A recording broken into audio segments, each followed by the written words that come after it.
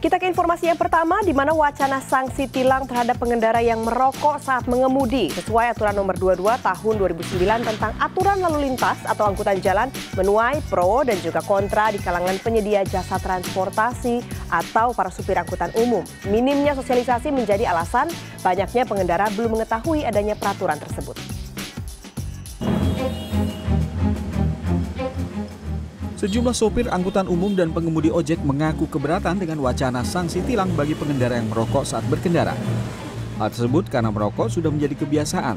Merokok juga membuat mereka tetap terjaga dari rasa kantuk saat berkendara. Ya jenuh aja Bang kalau nggak ngerokok. Gitu. Selain jenuh ada lagi? Apalagi kayak inilah penumpang kosongan, jadi bikin ngantuk. Kurang setuju sih. Kenapa?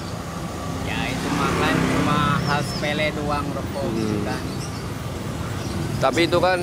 Namun demikian, ada sejumlah sopir taksi mengaku setuju dengan adanya peraturan ini karena berkendara sambil merokok dianggap dapat memecahkan konsentrasi sopir saat berkendara dan juga membahayakan pengguna jalan lainnya.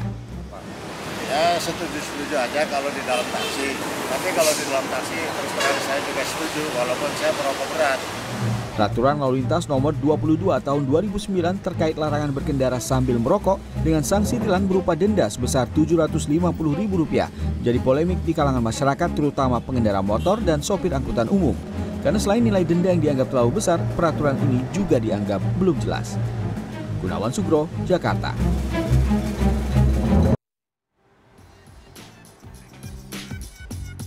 Dan terkait hal ini sudah terhubung melalui telepon pengamat transportasi Unika Sugiya Pranata, Pak Joko Setiowarno. Pak Joko, selamat malam. Kita ini mau berbicara seputar larangan aturan merokok sambil berkendara. Ini kan sebenarnya sudah diimplementasikan ini sejak tahun 2009, artinya 10 tahun yang lalu. Tapi seolah diabaikan. Mengapa bisa demikian? Ya, selamat malam Mbak Anissa. Jadi ini sebenarnya memang sudah lama, itu sejak ada Undang-Undang nomor 22 2009 tentang lalu lintas angkutan jalan. Ya.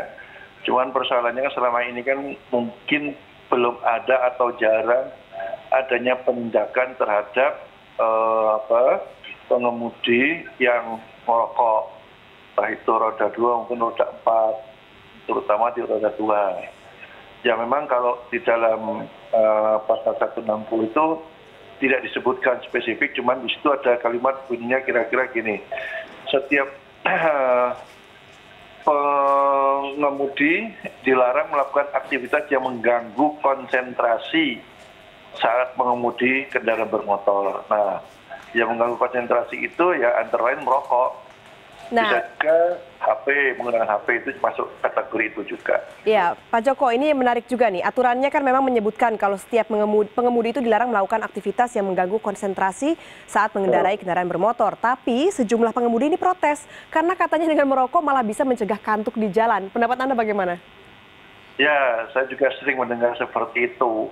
Kalau ngantuk merokok ya berarti tiap hari dia merokok terus kan, malam nggak usah tidur gitu kan.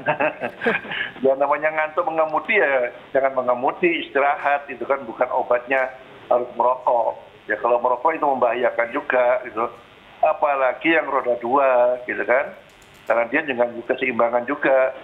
Kecuali kalau dia merokoknya bisa ditelan dulu, nanti kalau sudah sampai baru dikeluarkan lagi kan nggak mungkin gitu ya. Nah, artinya ini butuh konsistensi memang dari kepolisian. Ya kemudian karena ini di PM 12 2019 dimunculkan seolah-olah ini baru. Padahal enggak, ini sudah lama. Cuman mungkin masih jarang atau mungkin juga ada yang belum tahu kalau ini bagian dari larangan. Dan ini kan larangan merokok juga bukan hanya sekedar seputar kendaraannya saja begitu ya, tapi juga berujung pada keselamatan para pengguna jalan yang lain. Nah ini apakah artinya budaya untuk menjaga keselamatan baik di jalanan ataupun para pengguna jalan yang lain ini masih minim atau bagaimana nih Pak? Ya kita harus akui memang di Indonesia masih minim. Ya makanya kita butuhlah para penegak hukum untuk konsisten aja menindak seperti ini.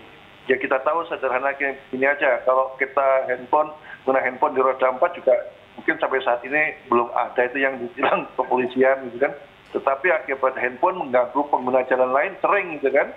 kita masih tahu nih, kok lambat mobil kita di depan, nah ini sedang telepon dia. Atau mungkin ada kecelakaan, tiba-tiba tabrak apa, gitu kan, padahal tidak ada penyebabnya. Nah ini karena dia menggunakan handphone. Nah hal-hal kayak gitu, saya kira data-data di kepolisian juga cukup banyak. Mungkin dengan adanya peraturan PM12 ini mengingatkan kembali bahwa ini memang harus dilakukan tindakan, apalagi kalau kita lihat pengemudi ojol ini ya saya lihatnya mungkin dia cukup banyak juga. Ya mungkin sambil menunggu penumpang, dia merokok, rokoknya belum habis, ya udah sambil merokok ya penumpang. Itu membahayakan pengguna jalan lain loh, bukan hanya diri sendiri. Ya, nah Pak Joko ini untuk kuncinya atau solusinya sendiri ini menurut Anda penegakan hukum yang harus ditegakkan agar ada efek jera atau sebenarnya sosialisasinya juga dianggap kurang karena sudah 10 tahun sepertinya tidak terdengar begitu? Ya sebenarnya sosialisasi sudah, cuman pertama penindakannya mungkin yang jarang. Nah dengan seperti ini ya sudah, ini menjadi momentum untuk melakukan tindakan untuk seterusnya. Pokoknya sudah 10 tahun sudah lewat lah ya. Baik, kalau begitu mudah-mudahan penegakan hukumnya bisa lebih tegas lagi ke depannya ya. Terima kasih Bapak Djoko Setiowarno atas waktu Anda untuk CNN Indonesia Connected. Terima kasih. Ya, aturan larangan berkendara sambil merokok terus menuai kontroversi dan menjadi perbincangan hangat di sosial media. Berikut sejumlah cuitan warganet yang berhasil dikurasi tim sosmed CNN Indonesia. Kita lihat bersama. Yang pertama dari akun @ridwansaputra99 yang mencuit, larangan merokok sambil berkendara itu cuma buat pemotor aja, apa pengemudi mobil juga sih? Sepertinya buat dua-duanya ya.